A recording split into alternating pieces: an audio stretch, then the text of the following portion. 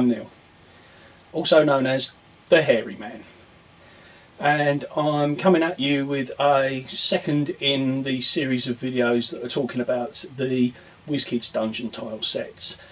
In this case I'm going to be talking about their Town and Village set. Now, what you're getting with the Town and Village set is pretty much a similar kind of thing to the Dungeon Tile set, but it's more based on an urban environment. Now, floor wise, you're not getting any of the larger floor tiles in the set, so you're not getting the 20 by 20 or the long corridor sections. So all you're getting with this is more of the 10 foot by 10 foot tiles, like this sort of size.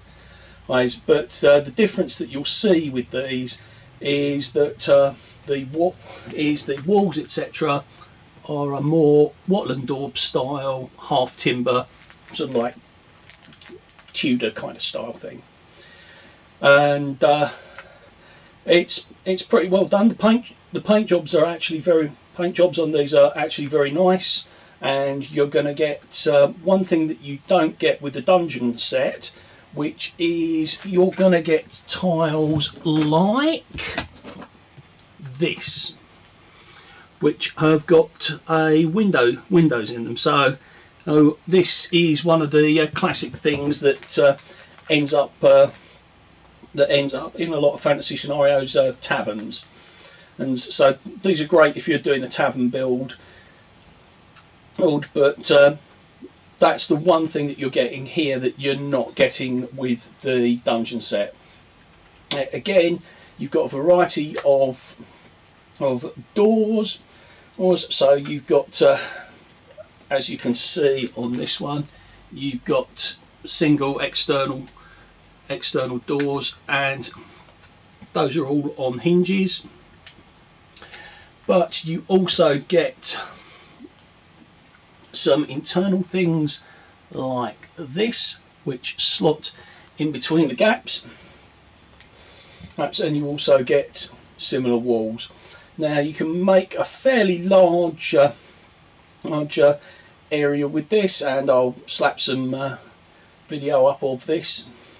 There's some stills, and it's not as versatile in my opinion as the dungeon stuff, mostly because of the lack of the larger tiles. So it's a lot more difficult to make a larger room, but obviously with this, anything you build, you can use the slot in dungeon walls and dungeon doors, and this with, I mean, both sets are fully compatible with each other, so you could end up making a fairly large complex with this.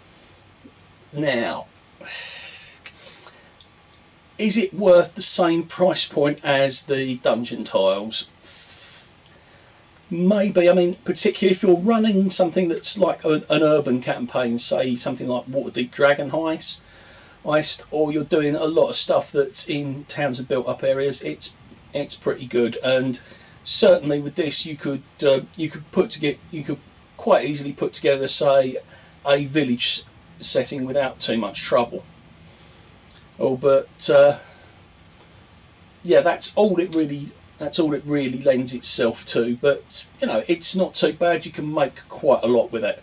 So not really a lot to say about that. So this is just a supplemental video, and I'll go on to talk about some of the other things in the set. So I'll be talking about the stairs and the doorways as well. So I did pick up those with my immense order. So I'm going to talk about the doors first. So I've got some videos of the various doors which I'll put up while I rabbit on about them. So the doors, now the first thing that I noticed about the doors is they are going to be compatible with pretty much anything that you're going to use, because unlike the doors that are in with the sets, it's either the clip in between ones, or the ones that clip onto the actual dungeon tiles itself. The doors that you're getting in with the dedicated set of doors will work with pretty much whatever system you've got, because they are mounted on clear perspex. So, you know, it doesn't matter if you're using a battle map and just drawing on it with marker pens, or if you're using Dwarven Forge, although Dwarven Forge has got its own doors, to be fair, or if you're using a Hearst Arts or anything else, these doors you can just drop in. Now, they are packaged as part of the Warlock tile system. However, I am seeing one small drawback with them, in that I would find it very difficult to put some of these doors in, because some of these doors are a single space on a grid wide. So, you know, they're the only equivalent of a 5-foot space, and as I've mentioned before, or the standard tile is equivalent 10 feet wide. So you'd have to be reasonably creative with the way that you do things in order to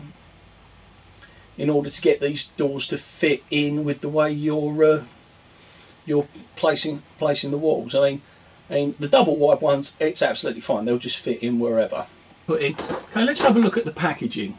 So this is the doors packaging, and in here you're getting a couple of wooden doors, a couple of iron doors, a couple of cell doors, a couple of hatch doors, a secret door, a sewer entrance, a stone door, a double iron door, wood double door, and an iron portcullis.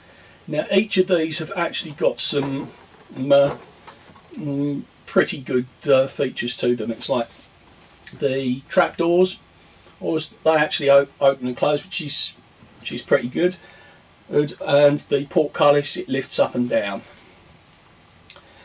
So the one that I was the most impressed with was the secret door, or in stone wall, where it looks like a stone wall, but it pivots at the centre, and it opens up to reveal a secret door. So I thought that was a really good addition to it.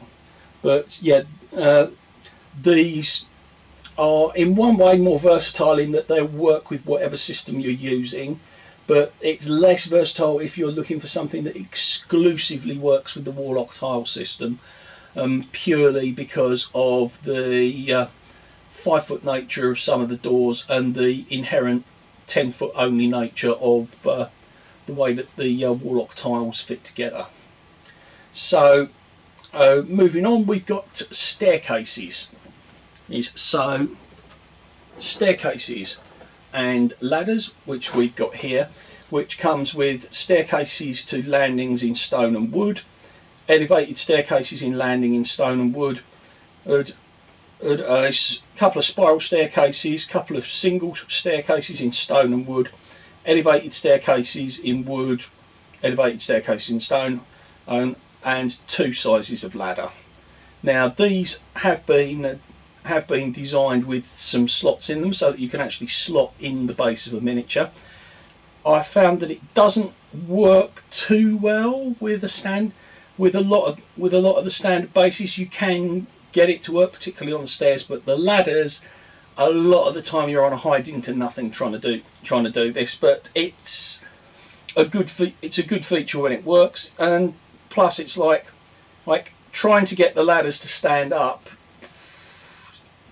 it's a little weird. So I'm not sure that the ladders have got very much in the way of playability value, but the stairs certainly, because you can have them in all kinds of different configurations to make up landings and what have you. I'm not sure about these sort of like strange sort of like clip-on pieces to them. It doesn't seem to make a lot of sense, but you know, maybe I'm just not getting the way that things work. But it is good to have the staircases, because obviously with a lot of dungeons you do have multiple levels. Where I think it kind of falls short is that obviously they've designed these dungeon tiles with the half-height walls and what have you, so they haven't actually designed this to be able to stack on top of each other to have sort of like multiple levels. So it would be kind of difficult to do a dungeon with multiple levels on it. It's because you've really got nothing for making the dungeon into a multiple level thing, and you've got the staircases, but you've got nothing to hold up the floor tiles. You could improvise something, I guess, but it wouldn't be easy by any stretch of the imagination. But obviously, steps form parts of dungeons, because obviously it's the link between various different levels. So if you're just looking for yes, you come in down here and you exit here, then yeah, they make very good markers. So that's pretty much it, apart from the last piece of expansion that I got with my initial order, which is the expansion, which is basically it's more walls and more doors and stuff. Funnily enough, it doesn't actually include any more floor tiles, and for the most part, I found when I was trying to make sort of like test layouts and what have you, I found it was always the floors that I was running short on rather than walls. I mean, I would sometimes run out of certain sections of wall, but it's certainly a welcome add-on. It allows you to build something with maybe perhaps larger perimeter walls, and the walls you get in this package are for both the dungeon and for the town and village set. So you've got a kind of a mix and match thing, which is a bridge between the two sets. Yeah, so overall, I am actually quite impressed with the Warlock tile system so far. I mean, I was so impressed by the initial stuff that I have decided to go for their electronic summoning circles, which I've placed an order for, and hopefully they'll be in soon. I mean, I've seen some other videos on YouTube about them, and they have looked quite impressive, but I'll reserve my judgment on that for when all of this kind of drops into my lap in a few weeks' time. So again, thanks for watching. Hope this was helpful for you. Don't forget to like and subscribe to this, and hopefully I'll see you soon. Thanks a lot. Bye bye.